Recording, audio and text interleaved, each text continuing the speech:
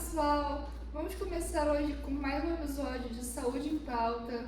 E hoje vamos falar sobre a cachumba, mais conhecida como papeira, que é uma doença viral. E para conversar sobre isso, trouxe aqui a Dayana e a Rafaela. Podem falar um pouco com a gente? Oi, Kimberly, tudo bom? Bom dia, pessoal. Um prazer estar aqui, né? Tudo ótimo. Então, a cachumba é uma daquelas doenças que muita gente conhece, mas poucas pessoas sabem o que é realmente, né? É verdade. E o pior é que por ser contagiosa pode trazer complicações sérias se não for bem cuidada. Sim, eu também gostaria de começar pelo básico. Vamos lá. O que é a cachumba?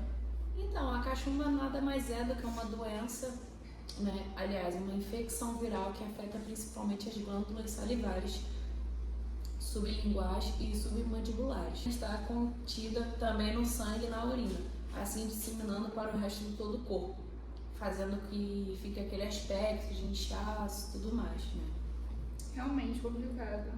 E outra forma de transmissão que as pessoas não conversam tanto é o caso de um restaurante onde tem talheres, pratos todos soltos e as pessoas tossem em cima, não sabem que tem o vírus, aí a outra pessoa come no mesmo talher, no prato ali que está no meio e infelizmente dissemina a doença.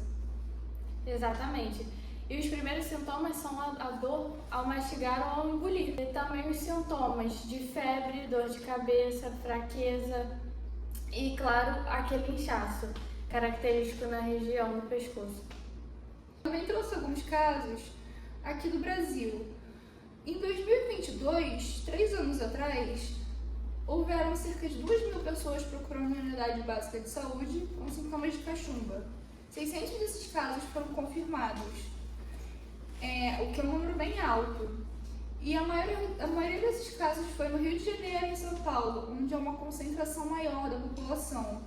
E a maioria desses casos, além de ser no Rio e em São Paulo, foram entre homens de 1 a 4 anos, ou seja, bem jovens. Agora um ponto muito importante é tomar as 2 doses de vacina recomendadas para garantir a proteção. Certo, Dayana? É isso mesmo, gente. Devemos tomar a tríplice viral, que protege contra sarampo, cachumba e rubéola, e a tetravalente, que previne contra sarampo e as demais doenças, né? São as formas mais eficazes de prevenção, já que a cachumba também é transmitida por gotículas respiratórias. Certo, mas, por exemplo, a pessoa que já contraiu a doença, qual é os cuidados que ela deve ter? Então, os cuidados básicos são padrão, né? Repouso, muita hidratação, alimentação leve. Além disso, compressas frias, né? Para aliviar o inchaço, já que fica aquele aspecto aqui. E não podemos esquecer de evitar o contato próximo com outras pessoas para reduzir a transmissão da doença. Mas então, gente, para falar um pouquinho mais sobre esse assunto, né? Eu vou chamar um convidado especial, um cientista renomado na área. Ele passou aí anos da sua vida se dedicando aos estudos e tal, e aí ele vai falar um pouquinho mais sobre o que é a cachumba, né? E vai dar algumas dicas aí. Pode entrar, Johnson, seja bem-vindo. Olá pessoal, tudo bem? Bom dia. Muito obrigado pelo convite, primeiramente, né? É uma honra estar aqui. Bom, minha trajetória começou com o estudo de doenças virais, principalmente em crianças, como a cachumba. Durante meus estudos iniciais, percebi que havia muitas questões sobre a transmissão da cachumba. Acreditava-se que a cachumba era apenas transmitida por gotículas respiratórias, mas algo me dizia que existia outra possibilidade. Foi o que me levou a pesquisar mais a fundo sobre o assunto. Interessante. Então você foi um dos pioneiros a questionar o modelo de transmissão da cachumba? E o que você descobriu sobre como o vírus realmente se espalha? Sim, exatamente. A principal descoberta foi que, além de transmissão de gotículas respiratórias, o vírus da cachumba pode ser transmitido de outras formas, como pelo contato direto de secreções da boca e garganta e o compartilhamento de utensílios. Além disso, os estudos mostram que o vírus pode ser transmitido por contato com superfícies contaminadas. Isso foi um avanço, porque ainda não havia sido considerado essas formas de contágio. Ah, então quer dizer que a cachumba não é só transmitida por tosse e espirro, né? Como imaginávamos. Ou seja, o que podemos fazer no nosso dia a dia para evitar esse meio de contágio, já que não é só tosse e espirro? Exatamente, Dani. Por isso que é tão importante focarmos na prevenção. Lavar as mãos, manter a higiene, né? Não compartilhar utensílios, manter a higiene bucal, são atitudes simples que previnem a contaminação, né? Você mencionou a vacina, certo, Johnson? E com tantas descobertas sobre a transmissão, qual a importância de manter as taxas de vacinação altas? E como isso pode impactar na propagação da doença? As vacinas são as formas mais eficazes de prevenir a doença. Ela deve ser aplicada entre 12 a 15 meses de idade e depois entre 4 e 6 anos de idade. Ter uma alta taxa de vacinação é fundamental. Ela não só protege o indivíduo, mas também cria-se o que chamamos de imunidade de rebanho, o que dificulta a propagação do vírus.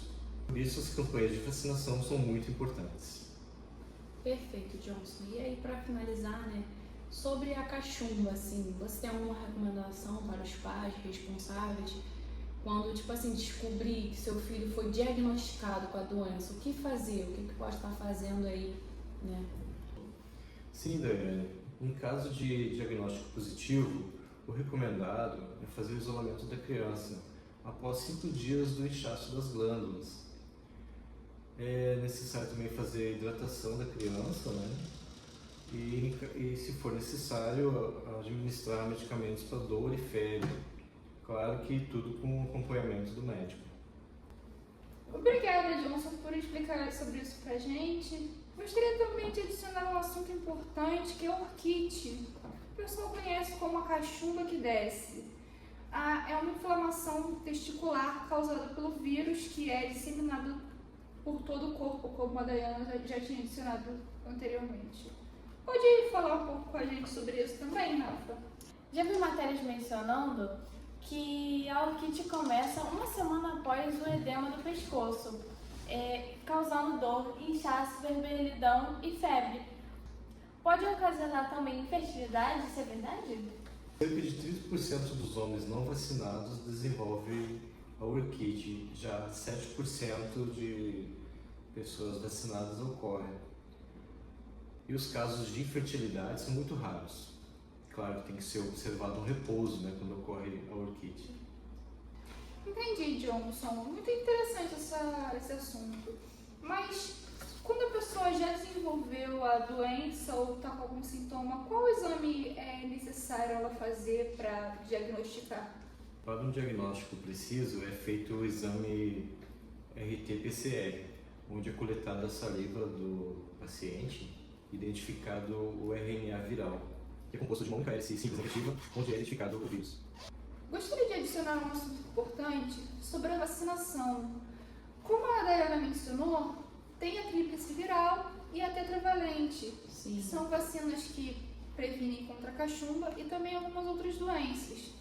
E tanto essas quanto qualquer outra vacina não tem ligação nenhuma com o autismo. Não deixe de vacinar seus filhos por conta de medo de autismo. Realmente é um assunto muito discutido a ligação do autismo com as vacinas. É muito importante ressaltar esse fato. Muito obrigada, Johnson, por compartilhar informações valiosas, né, sobre a cachumba. Tenho certeza que agora nós, os nossos ouvintes, estão aí cientes, né? E o principal é destacar a importância da vacinação.